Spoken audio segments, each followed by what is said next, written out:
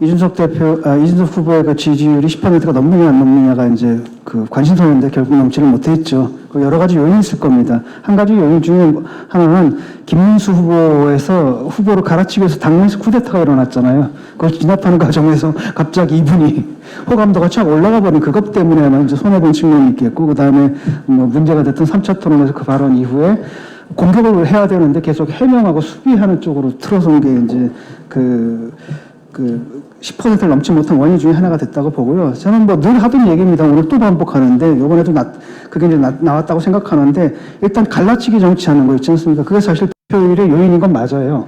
그리고 특정한 이렇게 소수 정당일 땐 갈라치기 하는 게 어떻게 보면 경제적으로도 합리적입니다. 땅땅땅땅. 왜냐? 갈라치기를 한다라는 건 혐오하고 증오거든요. 근데 이것만큼 강렬한 감정은 없습니다. 그걸 이용하게 되면 특정한 일정한 집단, 일정한 퍼센티지의 유권자들을 결속할 수는 있거든요.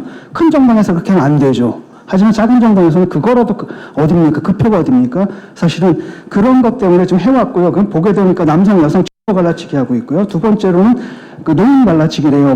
노인들 무임승차하는 거 이런 거를 한다라든지. 그 세 번째가 장애인 갈라치기 하고, 김재석 의원도 그런 법안 내지 마세요. 그런 거 하고 있고, 그 다음에 중국인 이런 식이고, 그러니까 우리 사회의 그 소수자들을 공격하는 거잖아요. 이게 약간 포퓰리즘적인 거고, 어떤 특정한 계층에 쉽게 말하면 이 사람들 되게 많은 경우는 약간 좌절한 거거든요. 그러니까 문제가 해결이 안 되게 되면, 문제 해결을 못 하는 데 되면 좌절감을 갖다가 문제를 해결하는 게 아니라 그 좌절감, 감정을 해소하는 쪽으로 풀어주는 거예요. 거기서 정치적 효능감이 있는 거고, 그걸 표로 얻는 거잖아요. 그건 정치인이 할 태도가 아니라고 봅니다, 저는. 그게 좀 문제인 것 같고, 일단 소수 정당일 때는 그게 합리적이고 경제적으로도 효과적일지 몰라도 보편 정당에서 커나가는 건 당연히 한계가 있는 겁니다. 그리고 또 한편으로는 그럼에도 불구하고 또 이준석 후보에 대한 지지를 단지 이것만으로 볼 수 있느냐? 그건 아니거든요. 그렇게 해서 8%가 나올 수는 없습니다. 그만큼 나왔다라는 것은 뭐가 있는 거냐면, 내가 볼 때는 그 젊은 세대의 이유와 감정을 제대로 대변하는 후보다. 이런 평가가 분명히 있습니다. 그건 있는 거죠. 그래서 저는 그걸 어떻게 보냐면 세대 변화라고 봅니다. 지금 우리나라 그 보수는 지금 80이거든요. 그 다음에 이른바 민주당은 이제 50, 50에서 60으로 좀 넘어가고 있습니다. 그래서 60이 딱 절반이 됐습니다. 60세 세대가. 그렇게 되어 있는데, 문제는 뭐냐, 앞에 세대는 사실 산업화 세대잖아요. 근데 그 산업화 세대가 업적이 있고, 그들의 남긴 문제점들을 해소한 게 두 번째 이제 민주화 세력이고, 그게 이제 50, 60이란 말이죠.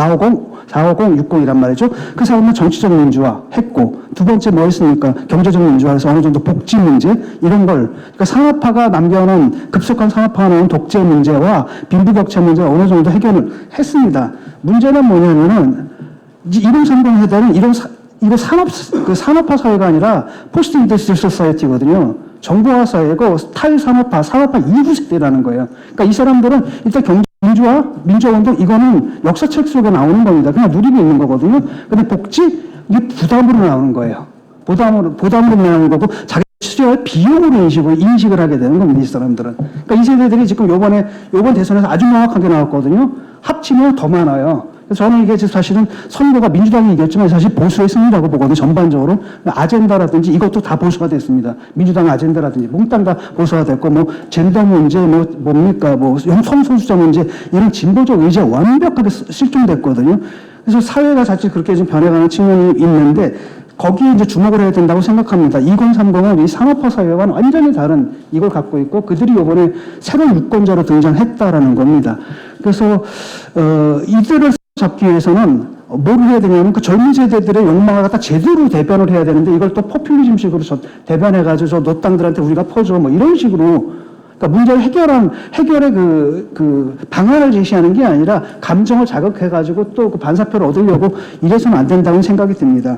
왜냐, 지금 여기서 끝날 거 아니지 않습니까? 만약에 보수의 대안이 되고 싶으면은, 지금 제3당이고 아주 작은 정당 아니겠습니까? 그럼 정말 국힘을 제쳐버리고 되고 싶다라고 한다면 여러 가지가 있는데, 그 중에 이제 하나가 뭐냐면, 보편 정당으로서의 책임감을 가진, 쉽게 말하면 특정 정당, 생각해보세요. 지금 2030 여성들, 특히 여성 대표는 한 자리가 안 나와요.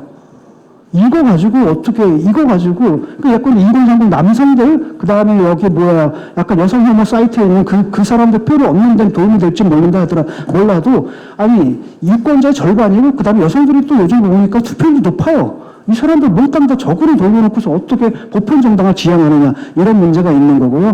또 다른 한편으로는 국힘에서는 한 가지는 뭐냐면 국힘이 변할 것 같지가 않아요, 저는. 예. 저 사람들 변할 것 같지가 않거든요. 이번에도 원내 선거 딱 한 거 보니까, 아유, 저 당은 일단 답이 없다라는 생각이 들고, 그 다음 대표를 갖다 설사 또 예컨대, 뭐, 친한계를 뽑거나 누구나 뽑으면 뭐 합니까? 내치는 사람들 그 사람들이잖아요. 멀쩡하게 뽑은 대표, 이준석 내쳤죠. 한동훈 내쳤죠. 뭐, 김기현 내쳤다 또 내치고. 지금 마음대로 다 하는 사람들이거든요.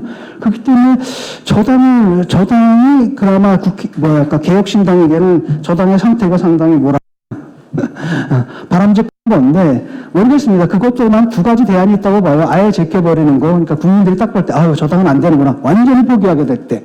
그때까지 기다리는 게 있겠고, 또 하나는 뭐냐면은, 다시 들어가서 그 국내 개혁적인 세력들하고 같이 해서, 쉽게 말하면 지금 60, 70, 80이 갖고 있는 권력들, 그 다음에 TK 의원들, 이 사람들은 사실은 뭐, 그렇잖아요.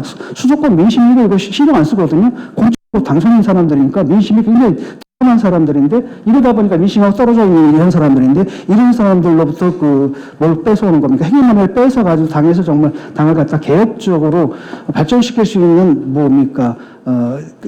그런 생각도 아마도 제가 볼 때는 그 생각까지도 하고 있는 것 같아요. 왜냐하면 양대 정당 구조 속에서 제3당으로 살아남는다는 게 저도 한 20년 넘게 그런 당 지지해봤지만 힘들거든요.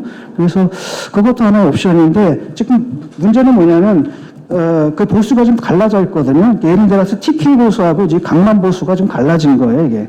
예. 강남 보수가 좀 갈라진 거고, 또 보수가 또 뭘로 갈라졌냐면, 70, 80 보수하고 2030 보수가 갈라졌습니다. 70, 80 보수는 이제 뭐 안보, 이념, 이런 게 굉장히 중요한 거고, 2030들은 뭐냐면은, 어떤 거냐면은, 아까도 국가가 책임져야 하느냐? 아니다. 내가 책임지겠다. 이런 세대이고, 능력주의. 이런 능력주의고, 그러니까 오늘날 우리가 말하는 굉장히 신자유주의자들, 그냥 타고난 신자유주의자들이거든요. 이 세대라고는 이런 완전 시장주의 보수하고 안보 보수하고, 이거 또 정서의 골이 있습니다. 이걸 갖다 어떻게 붙이느냐, 이것도 굉장히 중요한 겁니다. 그래서 지난번에 한번 탄핵의 강을 넘어야 됩니다라고 해서 정면 돌파를 했었잖아요.